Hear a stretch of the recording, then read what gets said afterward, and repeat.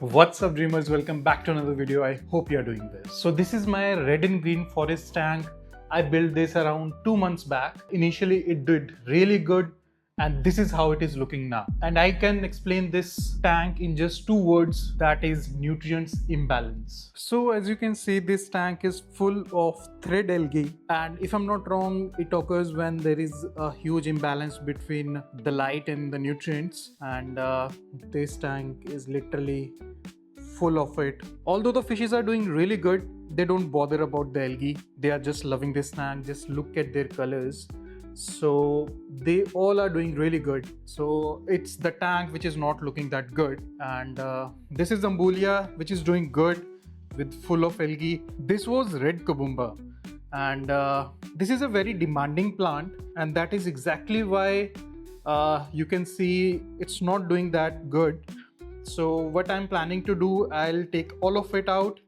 I'll store this for future projects because it looks really good. I'll get rid of this algae. So I'll reuse all these dwarf Sagittaria as well. So I'll shift the fishes and I'll start from the scratch because I want to keep a very special fish here, which is like one of the first fishes which I get when I started this channel. So let's get everyone out. So what I'll do, I'll make the clumps of it and I'll put it in this empty tank. And by the way, look at these platinum angels I got for the 4-foot tank community tank build. So that is coming. So subscribe to the channel. And she is doing good, the short body flower horn. And here is our troublemaker. So he's doing really good. He's eating really well. So he mostly stays in this self-made cave. And by the way, in the next video we will build a very beautiful tank for this fish. So stay tuned. Let's start with taking out all of this. So I think I'll do a time lapse. So this is what I did with Ambulia. I trashed most of it and I kept the healthy stems, and I removed a lot of algae manually. So what I'll do, I'll keep it in that tank. So let's do that.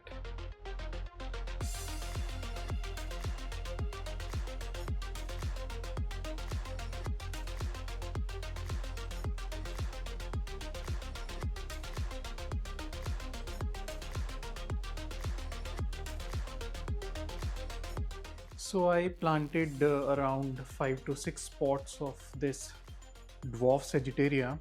So as you can see, how many are there now? So this is about Vallisneria and Sag. Once they settle in, they grow really fast and they send out a lot of runners. I believe here we can see this is 1, 2, 3, 4, 5, 6 to 7 runners in this one plant. So what we can do, I need all of this in one of my future setup. So what I'll do, I'll take all of them, I'll float it in that tank down there so we can save it for the future project.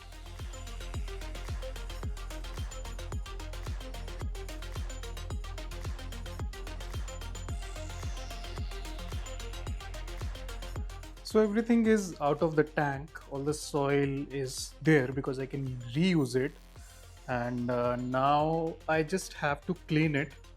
So let's do that.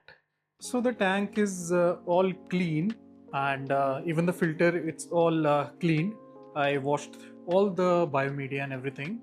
So if we finish up the tank today, we can use it again, and we can put in the fishes right away. So first, let's talk about what we have here. It's a 2 feet by 1.5 feet by 1.5 feet tank. It's a 31 gallon tank, and here we have Neo Helios light. It's a XP 600 for 2 feet, and that's a Higher filter, hang on the back canister filter. It's a 8-watt one. So this is the canvas we have. So now let's discuss what to do next. So now the tank is all ready. So in this setup, I don't want anything complicated.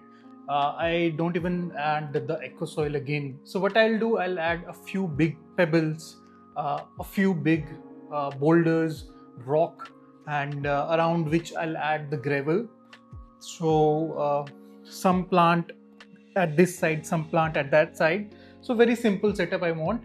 So let's see what we have for that. So for this setup, we need these boulders. So I have separated the ones I need for this particular setup. So we will use all of that, and for gravel I will use this gravel. So I washed it properly, and this is how it looks.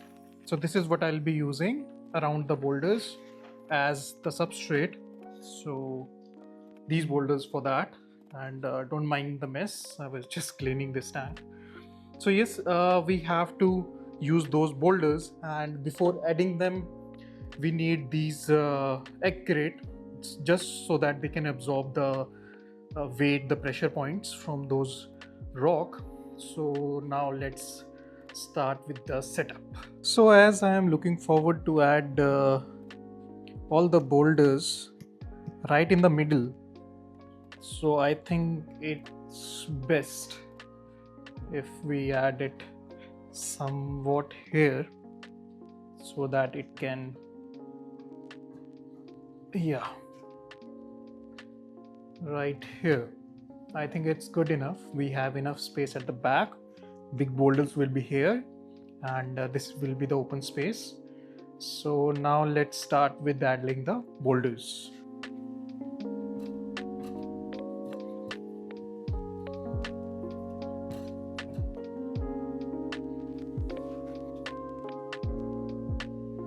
To be honest, currently I'm just putting the rocks randomly, and we'll see how it goes. Trust me, it's not easy to move these rocks. I do have to secure this big one. Somewhat straight line is something I'm going for, and we can add the gravel later.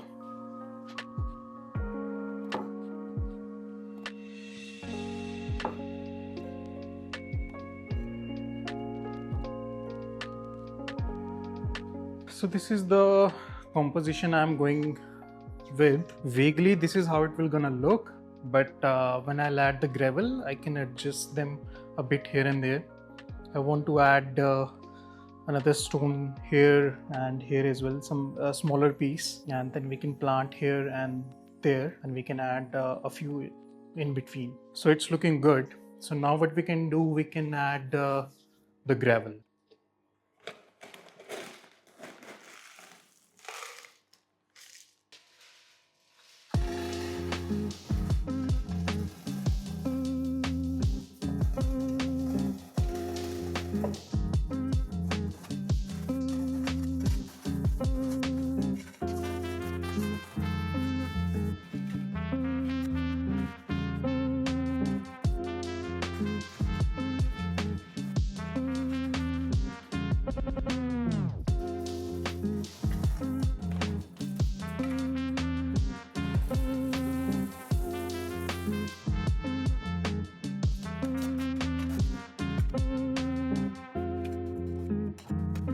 So I need very thin layer of gravel at the front.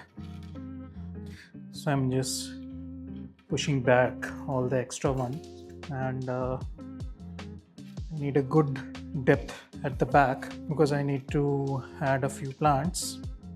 And don't worry about their nutrients, because they'll be getting most of their nutrients from the water column, so they'll do just okay.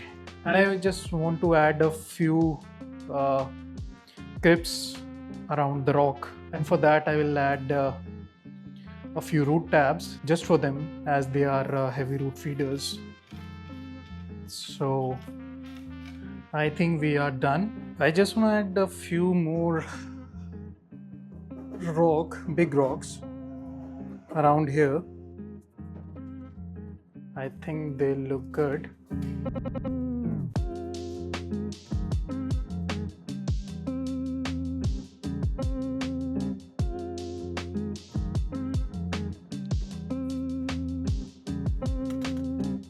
Okay, so that's it. I believe we are done with all the pebbles. Now we can add the root tabs at the locations like these, this, or maybe this, where I can add crypts. So currently I'm adding 2 root tabs at each location. My plan is to just push them at the bottom so that they don't leach nutrients at the surface, but just provide nutrients to the crypts.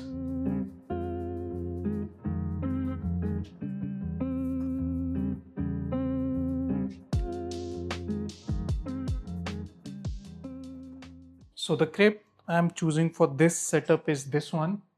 It's a crypt Vendetti brown, and we have 2 clumps in each portion, so we can add it around the tank. So let's start with that.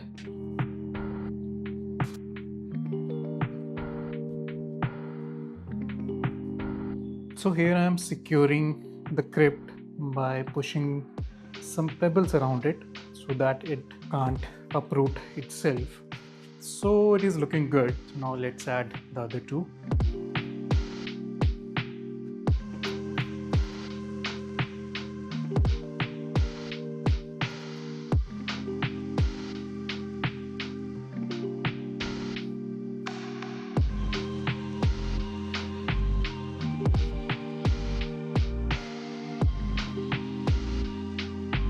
So now what we can do, we can fill it up and wait for the night. I just want this water to clear itself, and then tomorrow we can add the rest of the plants, because we can plant them while having water in the tank. So let's fill it up.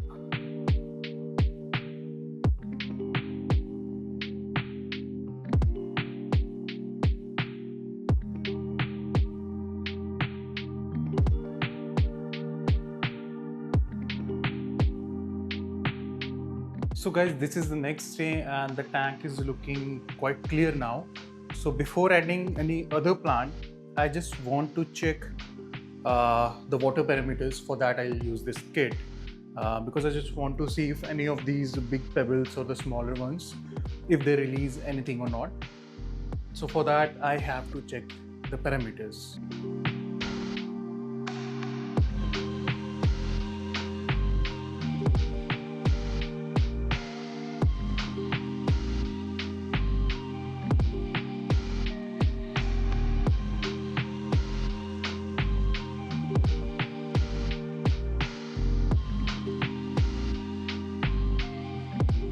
The pH is between 7.2 and 7.6. So I hope you remember this bowl. It is filled with guppy grass right now. It has overgrown the bowl. So what we can do, we can take a few of them out. So as they withdraw nutrients from the water column, they'll do just fine under the gravel. Although I have added a few root tabs in around the tank. So this is what I was able to get out of that bowl. And I have like stems of different length, and first of all I was not aware that they can produce like this long roots, but again that's a good sign. So what I'll do, I'll make the clumps of it and I'll place it over here, and I'll choose some other plant for that corner. So let's do that.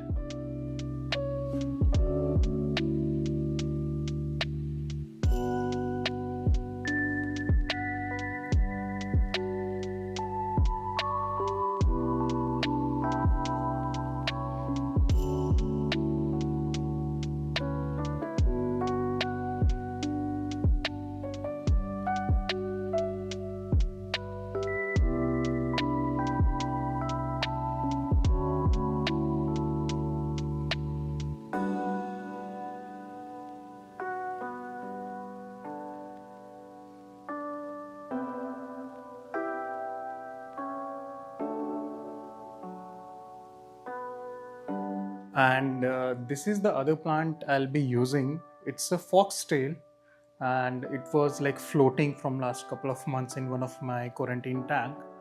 So I have portioned it, so now I can use it at that side of the tank.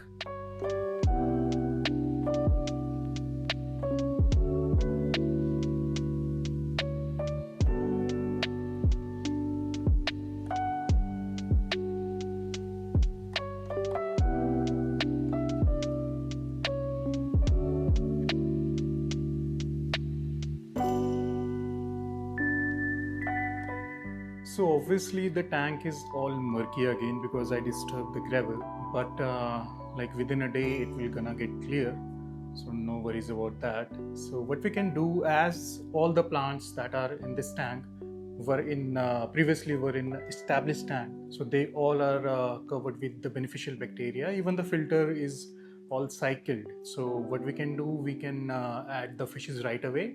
So what we'll do, we'll add the fishes today, and then we'll wait for the day, and then we can see their colors, fishes colors better, and we'll be able to see the tank better, and because by then all the murkiness will be gone. So we will start with adding these red phantom tetras.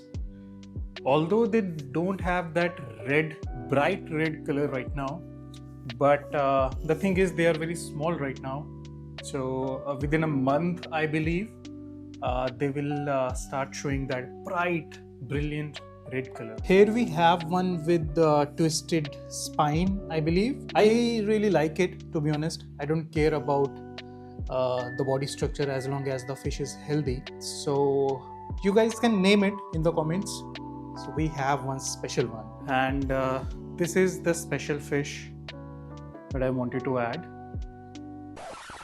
So guys, sorry for the interruption, but I have to share a very unfortunate news with you. The night I introduced the fish, she was a golden gourami. Everything was okay. She was behaving very normal. Everything was okay. Like she was eating. But the next morning when I entered the studio, she was on the floor. She jumped. So I don't know exactly what was the reason, but it is what it is. Just wanted to share it with you. But anyway, there is another fish. So back to the video.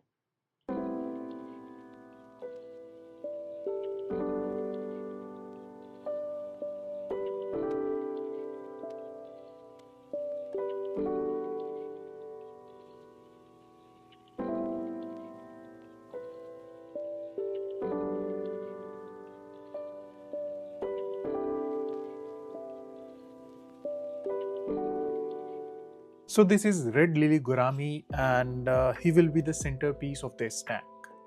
To avoid the algae this time, I have raised the light around a foot, and I have applied frost tape on a few of the LED strips to dim it, as it's not a dimmable light.